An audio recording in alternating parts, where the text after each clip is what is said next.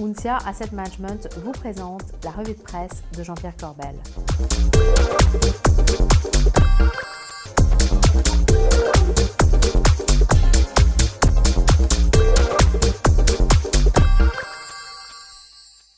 Bonjour, c'est mardi, c'est la revue de presse avec Jean-Pierre Corbel. Jean-Pierre, bonjour. Bonjour Bogdan. Vous allez bien, hein, ça va vite. Hein. Allez. Très bien, on ne pouvait pas aujourd'hui ne pas ouvrir notre revue sur ça. Je rêve d'une banque qui soit faite spécialement pour moi. Moi, Gad. Une banque qui penserait à mes intérêts. On n'arrête pas de lui ressortir cette pub, tout ça pour 80 000 euros, je crois, non, c'est ça? Oui, alors 80 000 euros, je ne suis pas sûr que le comique aille pas se loger dans la Somme, aussi 80 000 euros sur un compte en Suisse. En tout cas, j'ai retrouvé une interview de 2009 et écoutez bien ces derniers mots. Pour les artistes comme vous, français, certains viennent s'installer en Suisse pour payer moins d'impôts. Vous, c'est quelque chose que vous feriez? Non. Non. Moi, c'est grâce à la France que je suis qui je suis. Alors, je ne vais pas me mettre à faire le malin une fois que j'ai du succès. Vous savez qu'en Suisse, en ce moment, il y a un grand débat sur le secret bancaire. Ouais. Vous n'avez pas de compte en Suisse. Pas de contentieux. Non, pas encore. Oh, le contentieux, il a dû l'avoir après, non? Oui, le contentieux, pas le compte en Suisse, enfin, on ne sait pas bien. En tout cas, il dit qu'il a régularisé, il paraît que l'argent est à Monaco. Non, je rigole, allez. Oui, alors plus sérieusement, qu'est-ce qu'on peut tirer de cette Eh bien, affaire au-delà de cette histoire, moi je retire l'hypocrisie de la lutte contre le blanchiment, qui en fait est plutôt de l'inquisition fiscale en réalité, parce que tous les mafieux, on n'est pas allé les chercher, et HSBC ne s'est pas gêné. Regardez cet article du Point. Éric de Montgolfier, qui a été le premier à saisir les fichiers de la banque HSBC, déclare que ces fichiers auraient été manipulés et que des noms ont été retirés. Il est quand même sérieux, ce monsieur Montgolfier. Et en 2013, Christian Eckert, non moins sérieux, alors rapporteur de la commission des finances, s'interroge sur le délai constaté depuis 2010 avant que le parquet de Paris n'ouvre enfin une information en 2013. Bizarre, vous avez dit bizarre. En tout cas, moi, ce qui m'étonne, c'est que ça aurait été un conseiller en gestion de patrimoine qui aurait fait une toute petite histoire comme ça, il serait en prison depuis longtemps. Quant à HSBC, ils ont toujours leur licence bancaire, on leur pose pas trop de questions, alors que des milliards ont été soustraits au fisc français. La vie est belle quand même, non ? C'est trop gros, c'est pour ça. Ouais, vous allez vous faire des copains avec cette histoire. Mais oui, c'est sûr. Alors on continue, il y a des zones d'ombre aussi. Le fameux lanceur d'alerte, qui veut dire en fait, lanceur d'alerte, c'est un joli terme pour dire délateur ou indique, eh bien, a-t-il été payé? La réponse semble être oui, en tout cas c'est lui qui le déclare. On peut se poser la question de savoir s'il a été fiscalisé sur ces sommes ou non. Des sommes qui ne font pas honneur à la République, je dois dire. Écoutez-le. If you did this for high-minded purpose, or because, as you were saying, you thought there was profit in this. Yeah, common profit. I have no problem with profit. I knew that at the same time, I could have both. Alors là, Jean-Pierre, je ne suis pas tout à fait d'accord avec vous parce que je l'aime bien. Vous avez le droit d'aimer qui vous voulez. Avec une jolie chemise comme ça, vous faites ce que vous voulez.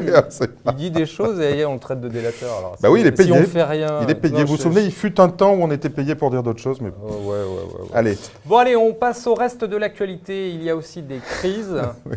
La Grèce. L'Ukraine, on commence par quoi? Allez, on commence par l'Ukraine avec un cessez-le-feu qui est fragile, je dois dire, et qui va peut-être remettre en cause les grands équilibres européens. On verra, on ne l'espère pas en tout cas. Mais regardez cet article des Échos. L'Ukraine prépare le terrain pour la restructuration de sa dette. Là, on est bien dans l'économie. Et regardez plus loin, juste pour rire, si on peut encore en rire, bien sûr, Franklin Templeton détiendrait près de la moitié des titres émis en devises étrangères. Il y a un an, mais ça fait moins d'un an, hein, c'était en avril 2014, alors je vais citer son nom, Michael Hazenstab, gérant star chez Templeton, déclarait qu'il était contrariant en investissant sur l'Ukraine. Et bien là, il doit être contrarié, ce jeune homme. Hein. Bon, et la Grèce alors? Alors, on commence avec une brève de challenge, là toujours pour rire, j'adore ça. Depuis 1800, la Grèce a passé 94 années en défaut ou en restructuration de sa dette souveraine. On n'est plus à un an près, on s'en fout. Hein. Bon, et sur le fond alors? Alors, c'est la lutte finale pour Athènes, vous voyez la chanson à peu près. Hein. Pas sûr que les Grecs arrivent à unir l'Europe autour de leurs histoires, car ils énervent en fait beaucoup de monde, et pas seulement les Allemands. En quelques mois, il y en a un autre qui a été énervé, c'est M. Noyer, le gouverneur de la Banque de France, après l'assurance vie, le livret A. Eh bien, il fait un coup de sang sur la Grèce aussi. Il faut qu'il fasse attention, il est bientôt à la retraite. Écoutez-le. Les pays européens qui ont consenti l'essentiel de l'aide à la Grèce et donc qui ont l'essentiel des créances ont donné une période de grâce jusqu'en 2020. Donc jusqu'en 2020, il n'y a pas de remboursement parce que la Grèce vivait avant à crédit des marchés. Et que la Grèce, au fond, dépensait de l'argent qu'elle ne gagnait pas, qu'elle n'avait pas. Ce qu'ils demandent sur la dette ne réglerait rien du tout de leur vrai problème, qui est de retrouver une croissance et d'accélérer la croissance et la création d'emplois, c'est pas ça qui leur donnera de la compétitivité, c'est pas ça qui leur donnera de l'air. Et donc ce que dit Mathieu Pigat, c'est faux en réalité. C'est pas ça le problème. Le problème, c'est de faire les bonnes réformes. Alors, Monsieur Pigas, il ne va pas se faire que des amis. Heureusement, les marchés montent. Allez, Content là. Moi qui suis parfois pessimiste, vous le savez, là on va Eh quand oui. même pas bouder notre plaisir, il faut le dire.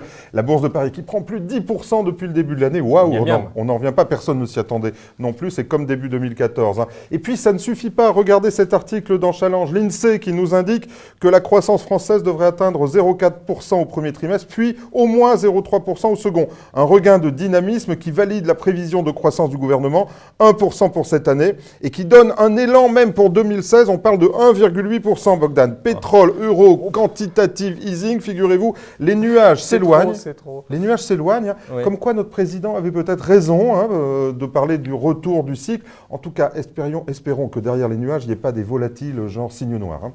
Allez, le top flop. Allez, oui, il y a des tops hein, cette année aussi. Alors, on revient sur les tops de 2014. Et incontestablement, c'est la pierre papier, Bogdan, hein, puisque regardez cet article dans Capital, avec des rendements qui dépassent encore souvent 5% en 2014. Eh bien, les SCPI restent un placement de choix. Et regardez la tête du classement, on a tous les grands noms que sont nos amis, qu'on retrouve dans le club expert immobilier Perial, Primonial, Amundi, ou la française qui, incontestablement, ont passé 10 ans de crise sans stress et nous annoncent que la maturité de leurs produits permettra de continuer comme ça, à suivre tous les trimestres hein, sur notre chat Expert Imo.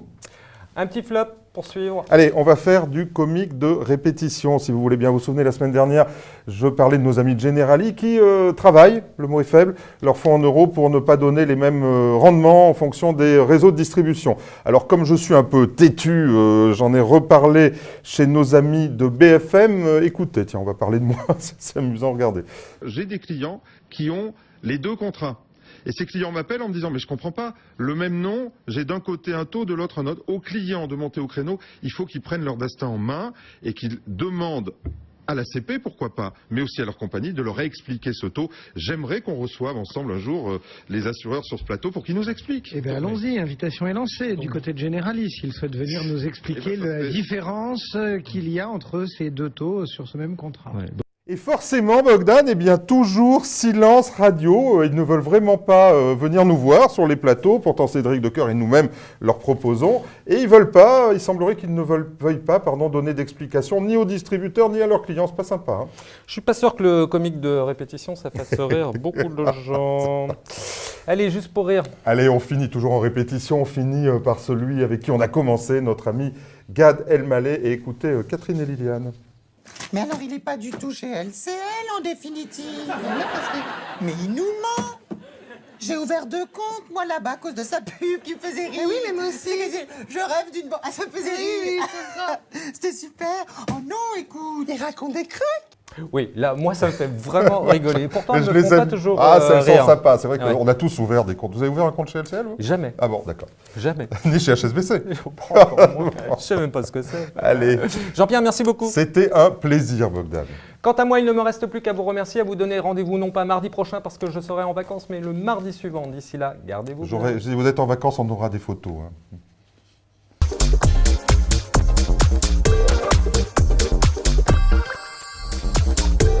La revue de presse Club Patrimoine vous a été présentée par Uncia Asset Management.